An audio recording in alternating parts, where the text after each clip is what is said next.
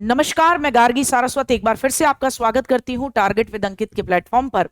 और आज हम बात करेंगे एक ऐसी महान शख्सियत की जो भारत में पैदा हुई लेकिन भारत के नाम को आसमान की ऊंचाइयों तक पहुंचा दिया।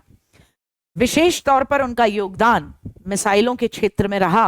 भारत को एक ऐसा उन्नत देश बनाने में, जो कि अंतरिक्ष अभियानों से लेकर अंतरिक्ष जो युद्धास्त्र हैं उनमें भी परिपूर्ण हो जाए, ऐसी शख्सियत के बारे में आज हम बात करेंगे। मुझे लगता है इस हिंट से आप समझ चुके होंगे, लेकिन फिर भी मैं आपको एक और हिंट दे देती हूं कि 15 अक्टूबर 1931 को धनुषकोडी गांव में, रामेश्वरम में, मद्रास रियासत में एक तमिल मुस्लिम परिवार में एक बालक का जन्म होता है और वो भारत के इतिहास में अपना नाम युग युगांतर तक जोड़ देता है।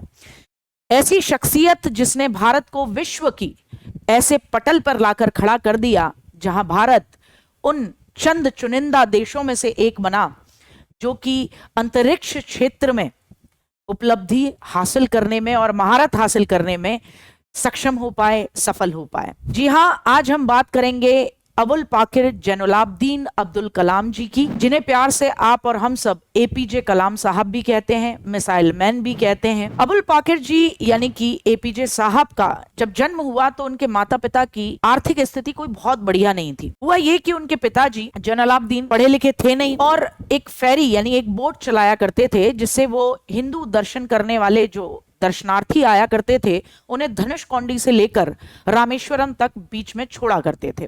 ये इनके फेरी यानी बोट का ये एक राउंड रहता था, एक चक्कर रहता था जिसके माध्यम से उनकी अर्निंग हुआ करती थी। लेकिन 1914 में पम्बन पुल बन जाता है, जिसके बाद में इस फेरी के माध्यम से एक तरफ से दूसरी जगह जाने वाले लोगों का आवागमन कम हो जाता है। उसके बाद स्थिति ऐसी आती है कि 1920 तक आते आते परिवार की आर्थिक स्थिति बहुत ज्यादा बिगड़ जाती है। एपीजे कलाम साहब अपने घर की आर्थिक स्थिति देखते हैं तो उन्हें यह महसूस होता है कि मुझे अपने घर को सहयोग करने के लिए कुछ करना चाहिए, और वो निश्चय करते हैं कि मैं अखबार बेचने का काम करूंगा।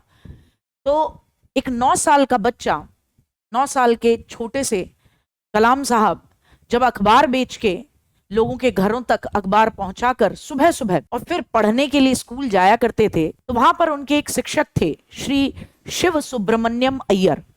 उनके पढ़ाने के तरीके ने कलाम साहब को बहुत ज्यादा प्रभावित किया और कह सकते हैं कि कलाम साहब का जो एक पायलट बनने का, फाइटर पायलट बनने का सपना था, उस सपने को राह, उस सपने को दिशा दिखाने का काम भी उनके शिक्षक श्री शिव सुब्रमण्यम अय्यर जी ने ही किया। वो अपने बच्चों को जब किस तरीके से चिड़ियाएं या किस तरीके से पक्षी उड़ते हैं उसके रहस्य का उद्घाटन क्लास में नहीं किया करते थे, उसके लिए वो बच्चों को रामेश्वरम के तट पर लेकर गए एक बार। और जब उन्होंने वहां कहा कि देखो, ऑब्जर्व करो, देखने की कोशिश करो कि किस तरीके से पक्षी उड़ते हैं, तब पहली बार कलाम साहब के मन में एक इच्छा पैदा हुई कि मैं भी फाइटर पायलट बनूंगा। और इसके लिए उन्होंने आगे बहुत अथक प्रयास भी किया, जिसके बारे में आप उनकी एक किताब में देख सकते हैं, जिसका नाम है my journey transforming dreams into action. अपने प्रिय शिक्षक के बारे में कलाम साहब ने अपनी किताब टर्निंग पॉइंट अ जर्नी थ्रू चैलेंजेस में कही है कि किस तरीके से मेरे जीवन के कुछ ऐसे पल थे जिन्होंने मेरे जीवन को वो दिशा दे दी जहां आज मैं खड़ा हूं, और शायद कोई गरीब बच्चा मेरे जीवन से प्रेरणा ले सके। कलाम साहब ये चीज बहुत अच्छे तरीके से जानते थे कि अगर मुझे अच्छे तरीके से पढ़ना है तो मुझे मेहनत करनी होगी। तो उन्होंने छुटपुट कार्य करने शुरू किए ताकि वो अपनी पढ़ाई को सुचारू रख सकें। मैथ्स पढ़ने में घंटों व्यतीत किया करते थे। शुरुआती दौर में कलाम साहब कोई बहुत ज्यादा प्रतिभाशाली विद्यार्थी नहीं थे, लेकिन मैथ्स के प्रति उनका लगाव बहुत था। सेंट जोसेफ कॉलेज तिरुचिरापल्ली से उन्होंने 1954 में फिजिक्स से ग्रेजुएशन प्राप्त की। 1955 में मद्रास गए और मद्रास इंस्टीट्यूट ऑफ टेक्नोलॉजी में एरोस्पेस इंजीनियरिंग के लिए दाखिला लिया। यहाँ उनका सपना था कि मैं एक फाइटर पायलट बनूं।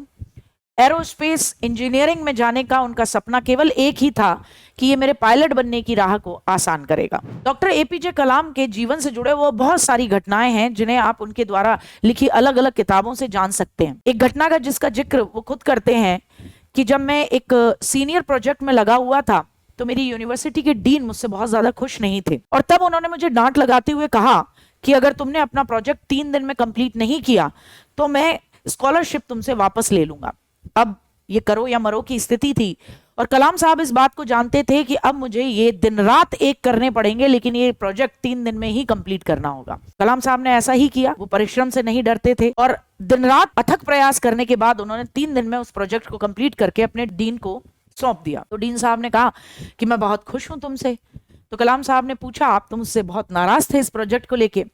तब डीन ने एक बात कही कि मैं जानता हूं तुम में अपार संभावनाएं हैं, अगर मैं तुम्हें एक डेडलाइन नहीं देता तो फिर जो तुम्हारी संभावनाएं हैं तुम उसका पूरा प्रयास नहीं करते, उसका पूरा प्रयोग नहीं करते और फिर इसे अपने तरीके से आराम से करते, जिसे कि तुम 3 दिन में पूरा करके किसी दूसरे प्रोजेक्ट में लगा सकते हो अपने इस परिश्रम को, अपनी इस मेहनत को। यहां कलाम साहब ने जीवन का पहला पाठ सीखा कि अगर आप अथक परिश्रम से बिल्कुल कभी भी न डरें तो जीवन में सफलता हमेशा प्राप्त करेंगे और तब आप अपनी ऊर्जा को सही तरीके से सकारात्मक रूप में इस्तेमाल कर रहे होंगे।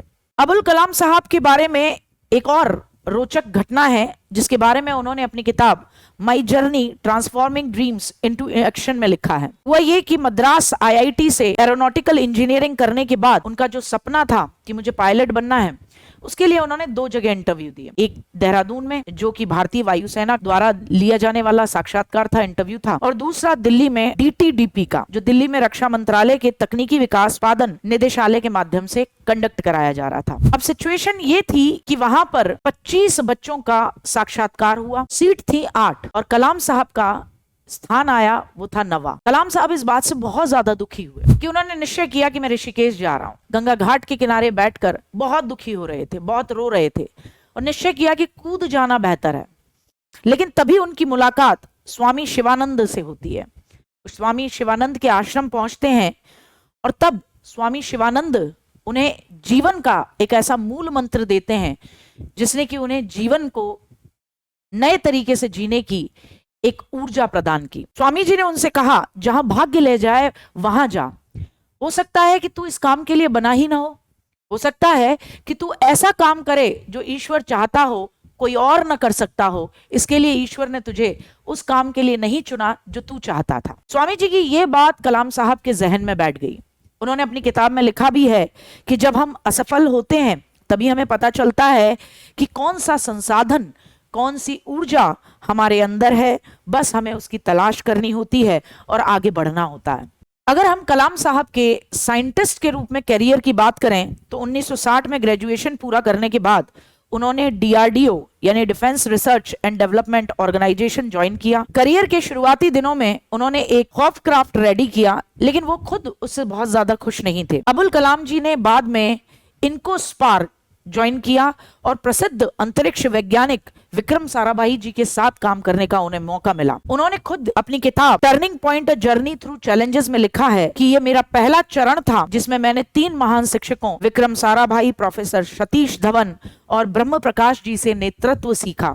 मेरे लिए सीखने और ज्ञान के अधिग्रहण का समय था। TERLS यानी कि Thumba equatorial rocket launching station के प्रथम महानिदेशक HGS मूर्ति जी जो थे, उनके द्वारा कलाम साहब का इंटरव्यू लिया जाता है और उन्हें इसरो ज्वाइन करने का मौका मिलता है। बाद में उन्हें भारतीय अनुसंधान संगठन इसरो के साथ काम करने का जब मौका मिला तो उन्होंने पहला सैटेलाइट लॉन्च व्हीकल यानी SLV 3 के प्रोजेक्ट डायरेक्टर के रूप में काम किया। जुलाई 1980 के समय उन्होंने जो लोअर अर्थ ऑर्बिट यानी पृथ्वी की निचली कक्षा में रोहिणी उपग्रह को सफलतापूर्वक तैनात किया। 1963 से 1964 में उन्होंने वर्जीनिया के हैम्पटन्स में नासा के लैंगली रिसर्च सेंटर का दौरा किया। 1970 और 1990 के दशक में कलाम साहब ने ध्रुवीय उपग्रह प्रक्षेपण यान यानी पोलर सैटेलाइट लॉन्चिंग व्हीकल और SLV सैटेलाइट लॉन्चिंग व्हीकल परियोजनाओं को विकसित करने का काम किया और दोनों सफल रहीं। और यहीं से भारत की शुरुआत होती है सैटेलाइट क्षेत्र में अपने आप को शिखर तक ले जाने की। कलाम साहब को राजा रामन्ना ने TBRL के प्रतिनिधि के रूप में देश के पहले परमाणु परीक्षण स्माइलिंग बुद्धा को देखने के लिए आमंत्रित किया था, भले ही कलाम साहब उसका हिस्सा नहीं थे। स्माइलिंग बुद्धा, जिसे आप हैप्पी कृष्णा भी कहते हैं, 18 मई 1974 को भारत का सबसे पहला सफल परमाणु परीक्षण था जो कि पोखरण में किया गया था इंडियन आर्मी के बेस में।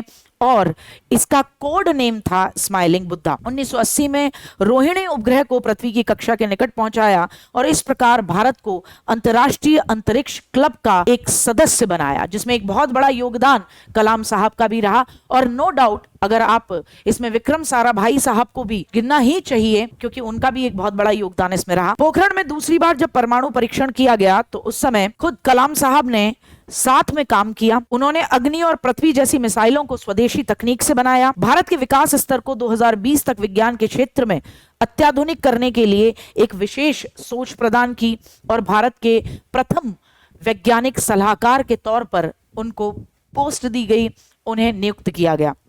15 जुलाई 2002 से लेकर 25 जुलाई 2007 तक वो भारत के 11वें राष्ट्रपति के रूप में काम करते हैं। कार्यकाल छोड़ने के बाद क्योंकि कलाम साहब का रुझान पहले से ही शिक्षा में था, शिक्षा के क्षेत्र में था, पढ़ने पढ़ाने में उन्हें बहुत मजा आता था, तो उन्होंने कलाम भारतीय प्रबंधन संस्थान शिलोंग, अहमदाबाद, इंदौर और भारतीय विज्ञान संस्थान बेंगलोर के ऑनररी फेलो और एक विजिटिंग प्रोफेसर के तौर पर काम किया। अबुल साहब शुरू से ही टीचिंग प्रोफेशन से जुड़े रहे और अंत तक भी वो बनारस हिंदू विश्वविद्यालय और अन्ना विश्वविद्यालय में सूचना प्रौद्योगिकी यानी इंफॉर्मेशन टेक्नोलॉजी और इंटरनेशनल इंफॉर्मेशन टेक्नोलॉजी संस्थान हैदराबाद में सूचना प्रौद्योगिकी के विषयों को पढ़ाते रहे। कलाम साहब कर्नाटक भारतीय भक्ति संगीत हर दिन सुनते थे और हिंदू संस्कृति में उनका गहरा विश्वास था। वो ये कहते थे कि हिंदू धर्म नहीं बल्कि जीवन जीने की एक कला है। अबुल कलाम जी को 1981 में भारत भूषण, 1990 में पद्म विभूषण और 1999 में भारत रत्न मिला। 2003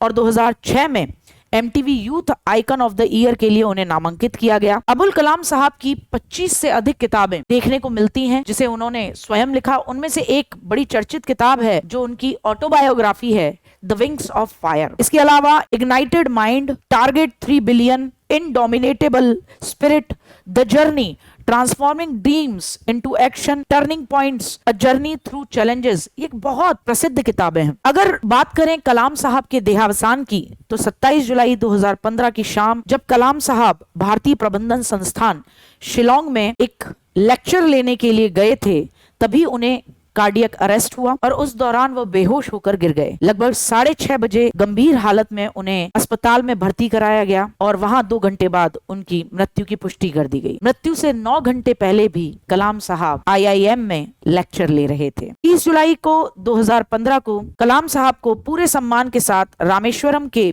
P करम्बू ग्राउंड में दफना दिया गया। प्रधानमंत्री मोदी जी, तमिलनाडु के राज्यपाल, कर्नाटक के राज्यपाल, केरल और आंध्र प्रदेश के मुख्यमंत्री सहित 3.5 लाख से अधिक लोगों ने उनके अंतिम संस्कार में भाग लिया। कलाम साहब की कुछ लाइनें मुझे हमेशा प्रेरित करती हैं और मैं उम्मीद करती हूं कि अगर आप भी उन लाइनों को कभी पढ़ें या सुने तो आप जरूर निश्चित तौर पर ही उनसे प्रेरित होंगे। कलाम साहब ने कहा था कि मैं बहुत ज्यादा गौरवान्वित होकर ये नहीं कहता कि मेरा जीवन किसी के लिए आदर्श बन सकता है, लेकिन जिस तरह मेरी नियति ने आकार ग्रहण किया उससे किसी ऐसे गरीब बच्चे को सांत्वना जरूर मिलेगी जो किसी छोटी सी जगह पर सुविधा रहित स्थान पर रहा हो। शायद ऐसे बच्चे को अपने पिछड़ेपन और निराशा की भावनाओं से विमुक्त होने में अवश्य सहायता मिलेगी अगर वो मेरे जीवन को एक बार देखेगा। कलाम साहब के 79वें जन्मदिन को संयुक्त राष्ट्र द्वारा विश्व विद्यार्थी दिवस के रूप में मनाया गया था। भारत में विश्व छात्र दिवस 15 अक्टूबर को मनाया जाता है जो कि कलाम साहब के जन्म दिवस के दिन है। वर्ष 2005 में स्विट्जरलैंड की सरकार ने कलाम साहब के स्विट्जरलैंड आगमन पर 26 मई को विज्ञान दिवस घोषित किया था। तो ऐसी शख्सियत, ऐसा व्यक्तित्व कलाम साहब का जिनसे लंबे समय तक हर व्यक्ति देश के अंदर और देश के बाहर भी प्रेरणा लेता रहेगा। कलाम साहब की मृत्यु के बाद जब वक्त आया कि देखा जाए कलाम साहब के पास क्या था, तो कुछ किताबें थी, एक जोड़ी सूट था और कुछ पैंट और कुछ शर्ट थी। कलाम साहब जिन्होंने आजीवन देश को समर्पित किया, देश की तरक्की के लिए, देश को आगे बढ़ाने के लिए अपने जीवन का सर्वस्व त्याग दिया, ऐसी शख्सियत को बारंबार नमन है। तो मैं गार्गी सारस्वत आपसे विदा लेती हूं। जय हिंद, जय भारत।